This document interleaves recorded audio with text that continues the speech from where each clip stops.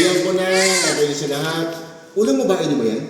Pangalawa po, Dok. Yung pangalawa ko po, babae rin po. Ikaw rin po nagpala. Okay na. Ang pa mo? Sabi mo sa kanila, okay naman na si Miss Will. Ano na, dito muna sila maghapon. Makikita mo siya mga alauna, alas 2 ng hapon. Apo. Kasi bumondo pa namin. Tapos sila mag-aalaga ng baby. No? Kaya kung meron kang gusto nakarin pa ngayong umaga, pwede pa naman din ka. Pero kung wala naman, kaya ka na lang din. Apo. Kasi mga alas 2 po siya makikita pa.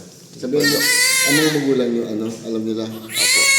Kamukha mo, magaya ka. Oo nga, no? Meron yung gamot na mata niya. May gamot yung mata niya kaya ganyan. Kaya, pero malakas umiyak. 2.5 kilos. 2.5 kilos po. Kaya, ano siya. Very good naman. Okay naman si Lisbeth. Natalian na. Hindi pa sa recovery room. Tapos, yun nga, alagaan mo nga ng mga nila. Basta sabi lang, kung hanapin na, dito lang sila. Apo. Okay?